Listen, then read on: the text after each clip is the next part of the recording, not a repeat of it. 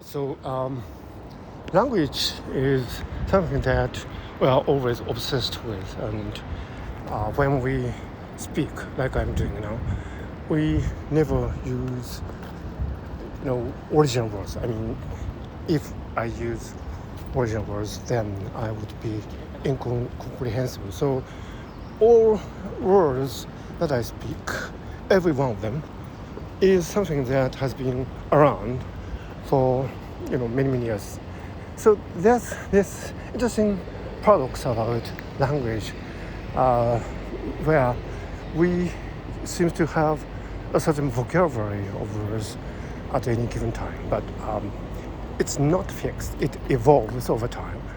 But when a new word comes in, like computer, for example, there would be some transition time where people try to adapt the new word.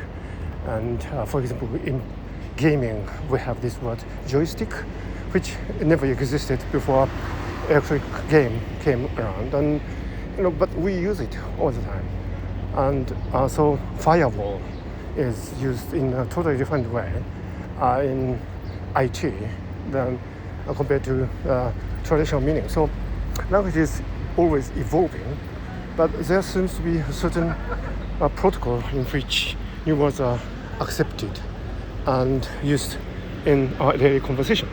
So when I speak, I am aware of the what kind of society of language, if you like, in which we live, and I am kind of referring to that communal knowledge when I make statements about anything. Now, when it comes to Ludwig Wittgenstein's private language idea, I think this interplay between what is already here and what I knew would come into the picture because, we at any moment in the language game, and of course we do not use private language, when new words come into the communal knowledge, that in the beginning might have been a private language. For example, there might have been a time when one person used the word computer in a totally different way than conventional meaning. Used to be like in the film Hidden Figures, computer used to mean a person who computes. And in that film, women of African origin were portrayed as real heroes, were put forward the space program at the time, but they were hidden, so the name of the film are Hidden Figures. But at the time, computers referred to people, but then computing machines came along, and nowadays computers would mainly refer to the computing machine. Now we can imagine a traditional period where only a handful of persons, even a single person, used the word computer in the sense that we use it today. And at that particular period, maybe we can say that computer, in a sense that we use it today, namely computing machines, was a private language because only one person used it.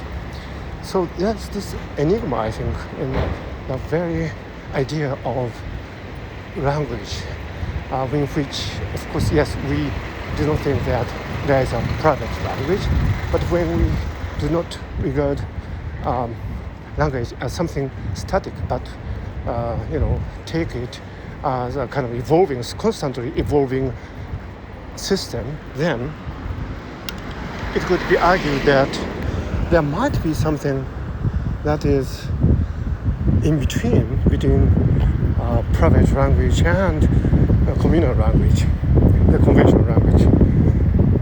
Now, with the advent of artificial intelligence systems, we might be entering a phase where, deep learning networks might actually come up with some very interesting ideas about this world.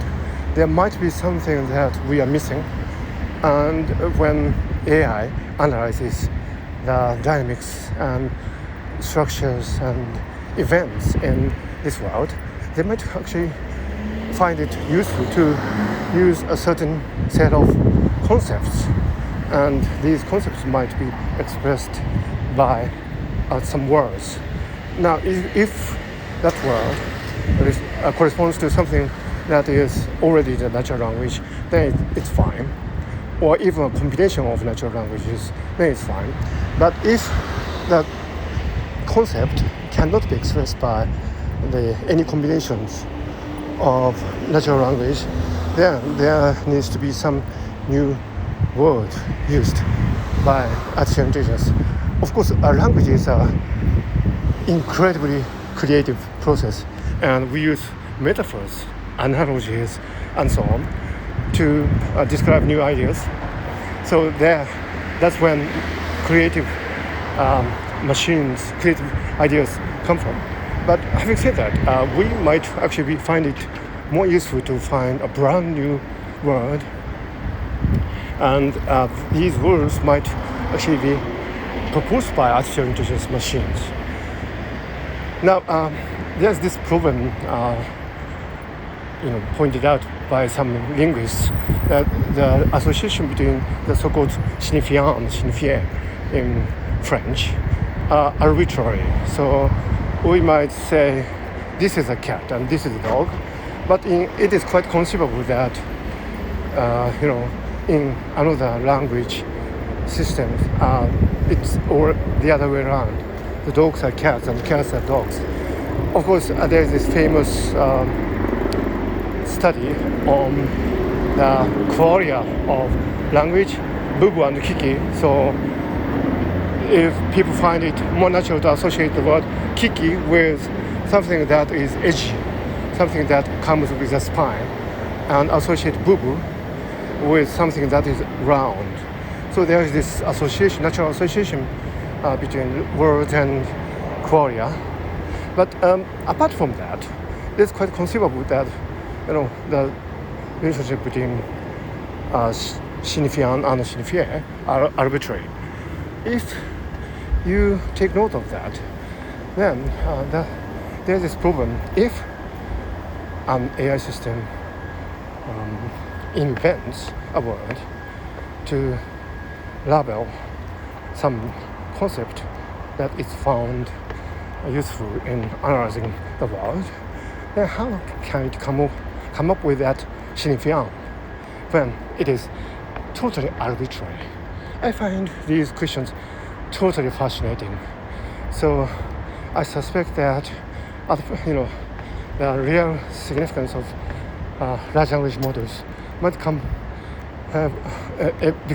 evident when it starts evolving. Right now, we are just treating it as some reproduction of the natural language systems as we know it. But in the future, there might be some quite interesting interplay of the concept that the artificial intelligence systems come up with when analyzing the world, and these concepts might actually require new words, and really totally new words. And that, I think, is the brave new world of new words invented by artificial intelligence systems. So that's all for now, and thank you for listening. So I will close with the statement. A large language model so far have reproduced natural language, which is remarkable, but in the near future they might start inventing words, and that is a brave new world for us. Thank you for listening.